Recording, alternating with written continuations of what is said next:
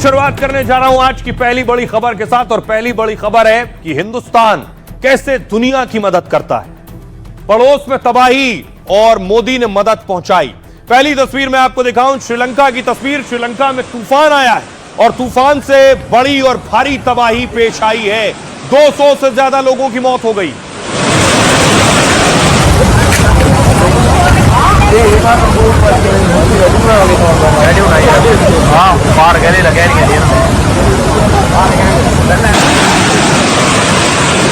और उसके बाद देखिए जरा, भारत ने श्रीलंका की मदद के लिए आगे कदम बढ़ाया और ये गरुड़ कमांडोज आप देख रहे हैं जो हेलीकॉप्टर में सवार हुए और सीधे श्रीलंका पहुंचे वहां जिन लोगों को मदद की दरकार थी उन्हें बचाने के लिए।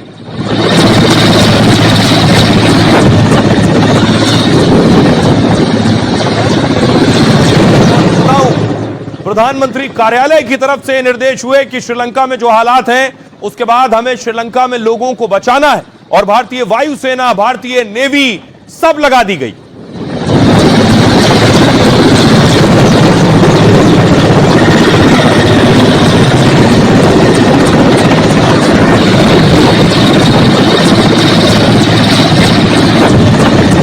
श्रीलंका में हालात देखिए पानी के। ये हाथी नजर आ रहे हैं आपको, हाथी डूब गए। हाथी डूबने का मतलब पानी हाथी के कद से ज्यादा है।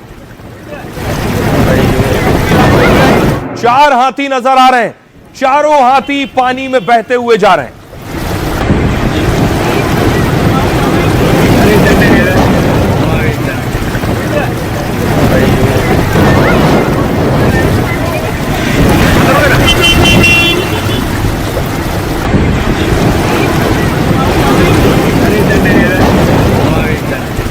सोचिए जो पहले ही लगभग 15-20 फीट ऊंचा हो और वो बहता हुआ जा रहा है और पानी में न सिर्फ हाथी, आम लोग भी फंसे हुए थे जिन्हें भारतीय वायुसेना बचाने के लिए पहुंची है, रेस्क्यू कर रही है।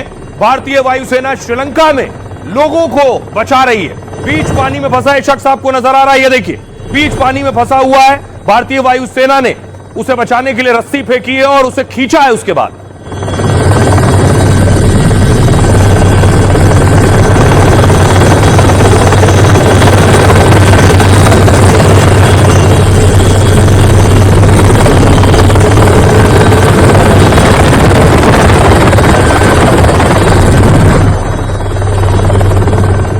देखिए शख्स की जान बचाई है तो इंडियन एयरफोर्स, ये शख्स आपको नजर आ रहा है, ये देखिए टायर के सहारे तैर रहा था। वो बीच पानी में कोई बचाने वाला नहीं था, टायर के सहारे तैर रहा था। भारतीय हेलीकॉप्टर ने देखा, भारतीय वायुसेना ने रस्सी फेंकी और उसे उसके बाद खींच लिया।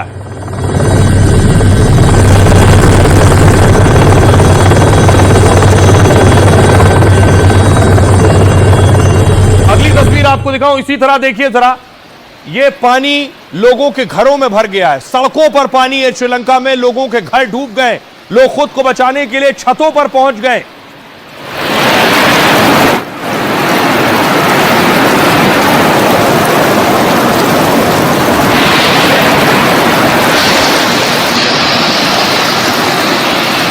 और इसके बाद देखिए जरा किस तरह से भारतीय वायुसेना का हेलीकॉप्टर पहुंचा है श्रीलंका में। देखिए छत पर लोग मौजूद हैं और उन्हें रेस्क्यू किया गया।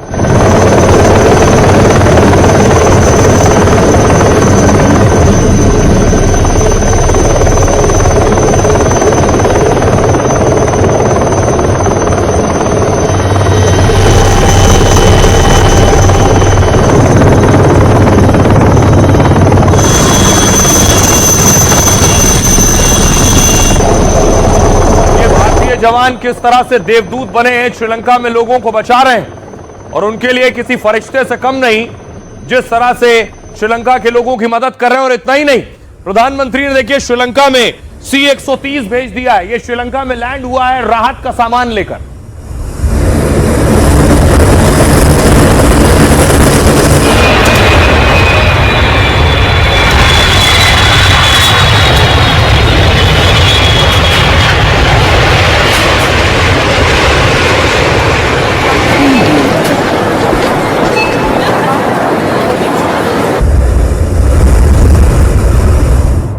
और ये मालवाहक विमान देखिए, ये सब राहत सामग्री लेकर पहुंचा है श्रीलंका वहां क्योंकि बाढ़ आई हुई है, बहुत से इलाके प्रभावित हैं, वहां जरूरी सामानों की किल्लत हो गई है, यह मदद भारत ने पहुंचाई है।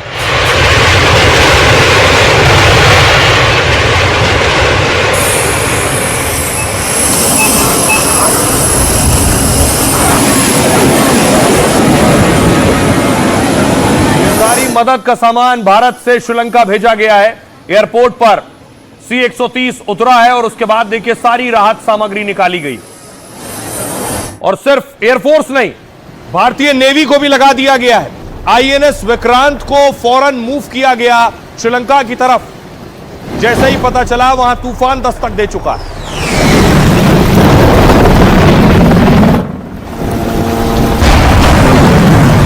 और उसके बाद देखिए जरा अगली तस्वीर में आपको दिखाऊं, ये INS विक्रांत आप देख रहे हैं जो पोर्ट पर पहुंचा है श्रीलंका में, अपने साथ राहत का सामान ले गया।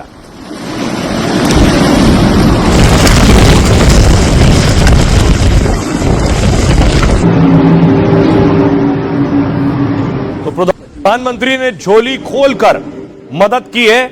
ये सारी मदद श्रीलंका पहुंच चुकी है और श्रीलंका इस मदद से राहत और सुकून महसूस कर रहा है इस हालात में। एक और तस्वीर में आपको दिखाऊं, एक और विमान पहुंचा है श्रीलंका मदद लेकर।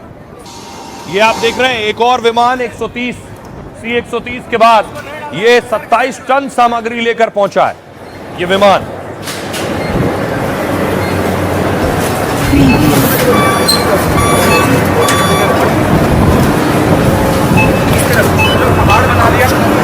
आप लोग सारे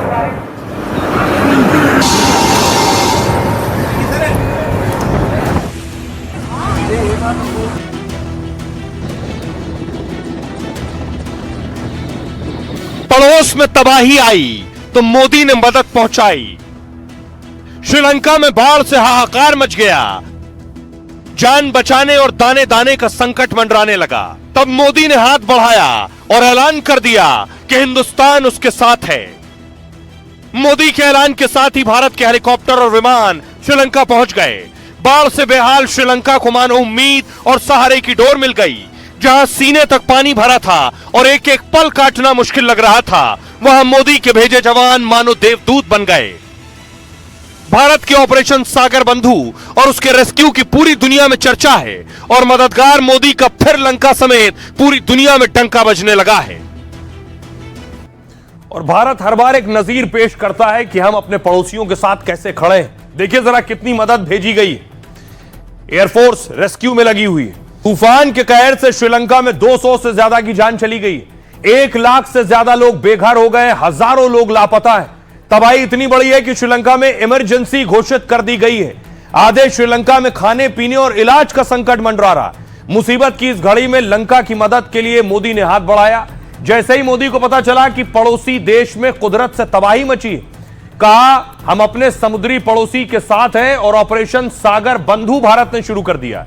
पीएम मोदी ने श्रीलंका को तुरंत मदद पहुंचाने और राहत सामग्री भेजने के निर्देश दिए। इसके बाद समुद्री और हवाई दोनों रास्तों से भारत मदद पहुंचा रहा है। कोलंबो में तेज रेस्क्यू ऑपरेशन के लिए बाकायदा Mi-17 हेलीकॉप्टर तैनात किए गए। मतलब भारत के हेलीकॉप्टर श्रीलंका में बाढ़ में फंसे लोगों को बचाने में लगे।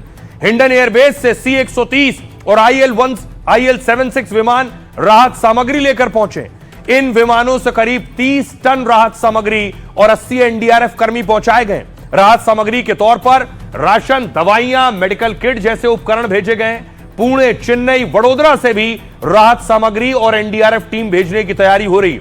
INS विक्रांत और INS उदयगिरी ने समुद्री रास्ते से कोलंबो में राहत सामग्री पहुंचाई है, तो NDRF की टीम पहुंचते ही बाढ़ प्रभावित लोगों के बचाव में जुट गई है। इस तरह से कोलंबो समेत उन इलाकों में जहां बाढ़ की वजह से चलना मुश्किल हो रहा है, वहां भारत के NDRF के जवान लोगों को बचा रहे हैं और सुरक्षित जगहों पर पहुंचा रहे हैं। श्रीलंका में भारत से गए करीब 400 लोग फंसे हुए हैं, जिन्हें निकालने के लिए भारत अब खास विमान भेजेगा। सुनिए जरा NDRF के DIG क्या कह रहे हैं और श्रीलंका के पूर्व विदेश मंत्री क्या कह रहे हैं।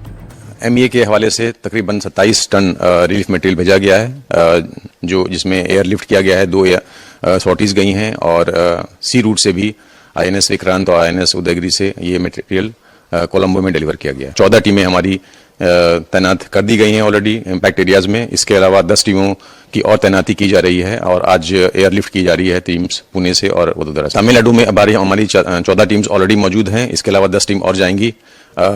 आंध्र प्रदेश में हमारी 2 टीमें तैनात की गई हैं और रिजर्व वहां पर मौजूद है। भारत की प्रतिक्रिया शानदार रही है, बेहद सहज और तत्काल।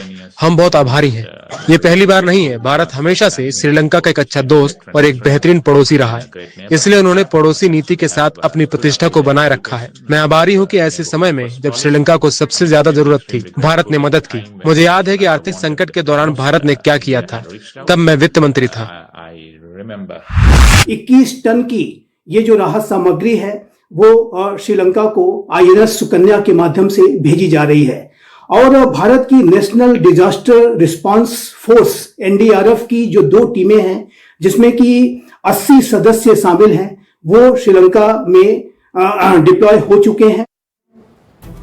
और इस बीच बड़ी खबर आ रही है, आपको बता दें श्रीलंका से बड़ी खबर आ रही है। श्रीलंका में जो 400 भारतीय फंसे थे, 400 भारतीयों का रेस्क्यू किया जा रहा है। भारतीय वायुसेना ने फंसे जवानों को निकाल लिया है। तस्वीरें आपके सामने आ रही हैं। जो 400 लोग फंसे हुए थे, जो 400 भारतीय फंसे थे श्रीलंका में, उन्हें निकाला गया है। 2 भारतीय विमानों से उन्हें भारत लाया जा रहा है। उन्हीं की तस्वीरें आप देख रहे हैं। त्रिवेंद्रम और हिंडन एयरपोर्ट पर ये विमान उतरेंगे।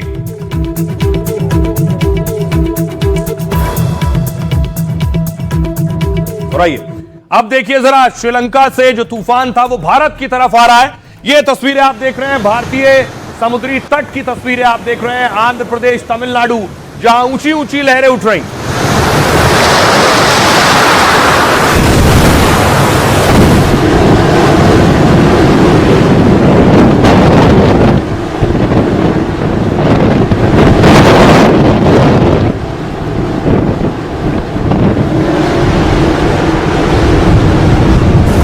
अब आपको दिखाऊं कैसे तटों पर अलर्ट किया जा रहा है। बाकायदा कोस्ट गार्ड वहां मौजूद है, जो लोकल वहां गार्ड्स होते हैं वो मौजूद हैं और लोगों को हटा रहे हैं समंदर के किनारे से।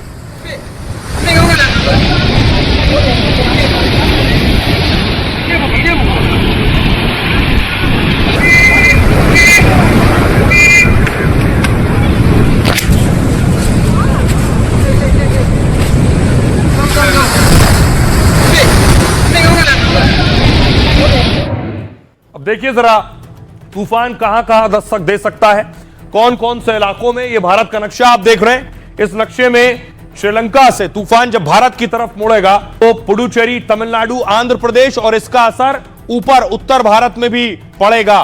किन किन जगहों पर अभी जो तूफान ने दस्तक दिया है उसके बाद मैं आपको बताऊं, उसके बाद हालात क्या है तूफान के दस्तक देने के बाद से। खासतौर से इन इलाकों में असर दिखना शुरू हो गया है। देखिए पहली तस्वीर मैं आपको दिखाऊं, ये तस्वीर आप देख रहे हैं जिसमें आपको दिख रहा है कि घर तबाह हो गया है पूरा।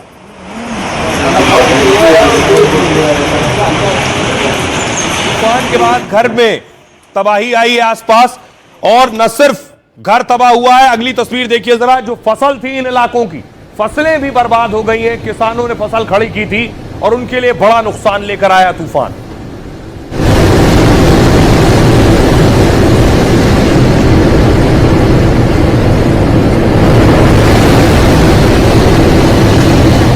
अब देखिए जरा हिंदुस्तान में तूफान का असर क्या होगा। उत्तर प्रदेश, तूफान ने दस्तक दक्षिण भारत में दी है, पर असर उत्तर में भी होगा। कानपुर, झांसी और हरदोई समेत यूपी के 13 जिलों पर असर हो सकता है। तूफान के चलते कोहरा और ठंड काफी तेजी से बढ़ेगी। पारा 5 डिग्री के करीब लुढ़क जाएगा, मतलब कड़ाके की ठंड पड़ेगी। इसके बाद दिल्ली, राजस्थान, तूफान के असर से दिल्ली राजस्थान में बारिश तो नहीं हो रही है, लेकिन तेज हवाएं चल रही हैं, इससे ठंड और ज्यादा बढ़ेगी। मौसम विभाग ने शीतलहर का अलर्ट भी जारी किया हुआ है। वहीं हरियाणा और पूर्वी राजस्थान में ठंड के साथ कोहरा बढ़ेगा। छत्तीसगढ़, मध्य प्रदेश, MP, छत्तीसगढ़ के दर्जनों जिलों में भी तूफान का असर दिखेगा। हालांकि तूफान के असर से बारिश की संभावना है, लेकिन तूफान के चलते तेज हवाएं चलेंगी और पारा गिरेगा। जबलपुर से अंबिकापुर तक कड़ाके की ठंड का अलर्ट है। तमिलनाडु, तूफान दितवाह का सबसे ज्यादा असर तमिलनाडु पर है। चेन्नई से लेकर रामेश्वरम तक तूफान से हाहाकार मचा है। 100 किलोमीटर की रफ्तार से हवाएं चल रही हैं, भारी बारिश हो रही है। राज्य में हजारों पेड़ उखड़ गए हैं, लाखों एकड़ फसल नष्ट हो गई है। तूफान की वजह से 3 लोग और 150 जानवरों की जान चली गई है। आंधी और बारिश की वजह से 80 से ज्यादा उड़ानें रद्द हो गई। अगले 3 दिन तक भारी बारिश का अलर्ट जारी किया गया है। 20 से ज्यादा एनडीआरएफ और एसडीआरएफ की टीम लगाई गई है। आंध्र प्रदेश के 4 जिलों में खतरे का रेड अलर्ट है। तूफान के असर से लगातार आंधी और बारिश हो रही है। नेल्लोर समेत कई इलाकों में नदी तालाब उफान पर है। कई राहत शिविर बनाए गए हैं और प्रशासन फिलहाल अलर्ट पर है। आइए आपको सुनवाता हूं, सुनिए जरा मौसम विभाग के डायरेक्टर क्या कह रहे हैं। साइक्लोन के साथ टाइडल वेव आते हैं, वो लगभग 0.5 मीटर से 1 मीटर हाइट का आने का संभावना है। जो नॉर्थ तमिलनाडु पुडुचेरी का जो लो लाइंग एरिया है, इसमें ये इनंडेशन कर सकता है। और जो सॉल्ट पैन बहुत ज्यादा होते हैं, इसमें ये अफेक्टेड होने का संभावना है। हेवी रेनफॉल की बात करें तो हम heavy to extremely heavy rainfall warning हम दिए हैं आज नॉर्थ तमिलनाडु, पुडुचेरी, साउथ आंध्र प्रदेश का कोस्टल डिस्ट्रिक्ट से। इस सभी एरिया में कहीं कहीं 20 सेंटीमीटर से ज्यादा बारिश होने का संभावना है आज। फिर काल से इंटेंसिटी रेनफॉल कम हो जाएगा।